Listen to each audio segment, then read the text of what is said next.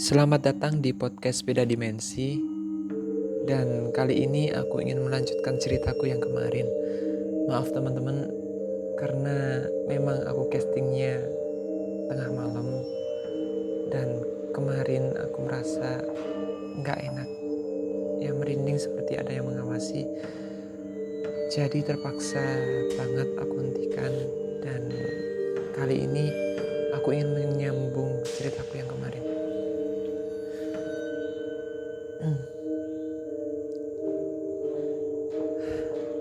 Saat itu, ketika aku melihat ke samping kanan kiri lorong, kulihat tidak ada api, tidak ada suara ibu kos ataupun teman-teman. Padahal itu masih petang. Ya, aku kira teman-teman semuanya lagi ada kegiatan lain mungkin, entah itu kuliah malam ataukah itu kerja kelompok ataukah yang lainnya. Namun ini sunyi. Padahal baru jam 6 kurang. Aku mencoba untuk bodo amat, cuek dengan segala hal yang kutemuin, segala kejanggalan, entah itu dari wangi bunga kantil yang ada di kamar mandi dan dorongan udara yang sehingga aku sulit untuk memijakkan kaki, dan entah abi atau bukan yang kulihat itu. Aku mencoba untuk menepis semua kejanggalan itu dengan sesuatu yang lebih masuk akal. Aku mencoba bersikap untuk bodo amat. Kulanjutkan saja menuju ke kamarku, dan ketika aku membuka pintu, aku kunci kamarku. Saat itu kebetulan aku ada tugas. Ya, aku nugas saja. Nyantai nugas sambil berbaring, tengkurap dan yang lain-lain. Tidak terasa azan Isya sudah berbunyi. Namun aku lebih memilih untuk melanjutkan nugas, menunda sholat terlebih dahulu sampai pekerjaanku ini benar-benar selesai. Ketika jam sudah menunjukkan kurang lebih jam 8:30 malam, aku memutuskan untuk sholat Isya dan aku kembali ke kamar mandi untuk mengambil air wudhu. Sampai saat itu aku tidak menemukan kejanggalan-kejanggalan yang sama aku lalui ketika aku mandi saat maghrib itu. Aku mencoba untuk biasa saja, cuek, ambil wudhu, kembali ke kamar dan melaksanakan sholat Isya. Ketika selesai sholat Isya dan aku berzikir, tiba-tiba saja pintu kamarku ada yang mengetuk. Tok tok tok. Kubukakan pintu dan aku melihat temanku Desi. Sepertinya Desi ada banyak hal yang ingin dia ceritakan kepadaku. Kupersilahkan dia masuk. Dia berbaring di kamar tidur, di ranjang, dan aku kembali melanjutkan zikir. Ketika selesai berzikir, ku kemasi mukena dan sajadah, dan kulihat Desi sudah memberikan punggungnya kepadaku. Ya, langsung saja aku berada di sebelah Desi, ikut berbaring, dan aku mencoba untuk bercerita banyak hal kepada Desi.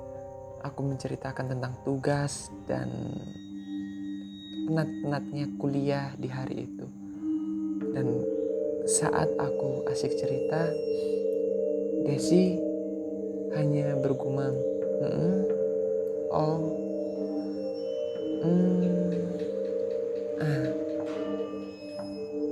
kurasa Desi tidak memiliki antusias dengan ceritaku.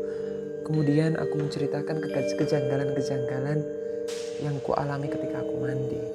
Mulai dari bunga kantil, hentakan udara, dan abi.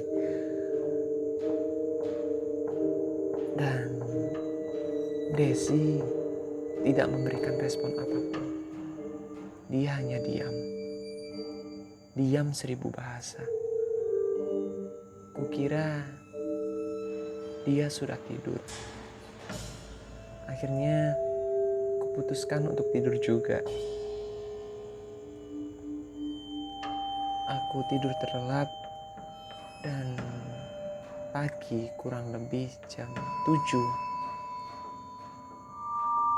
aku bangun.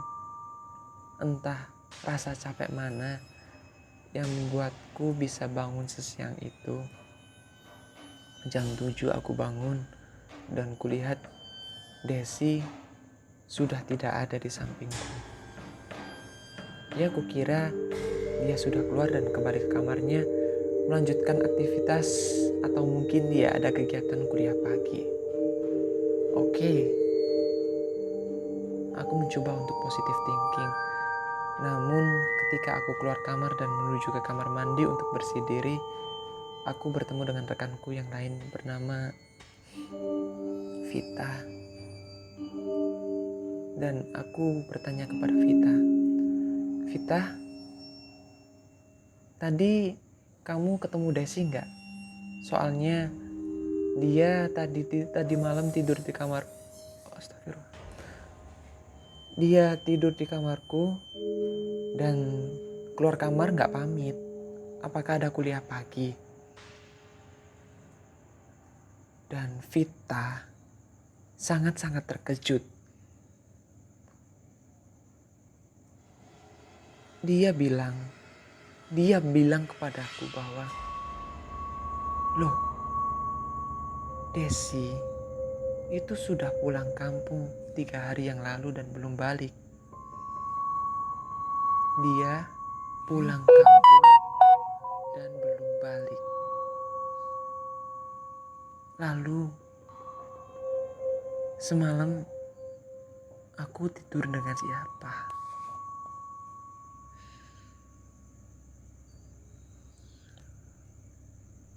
Kali ini cerita itu yang bisa aku ceritakan kepada kalian.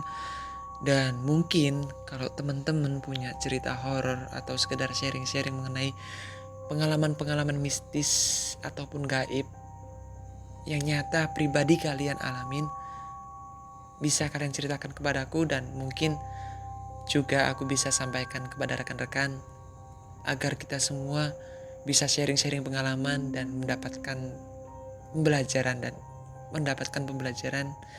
dan hikmah dari cerita ini. Mungkin kali ini aku sudahi dulu ya. Terima kasih dan nantikan ceritaku yang selanjutnya.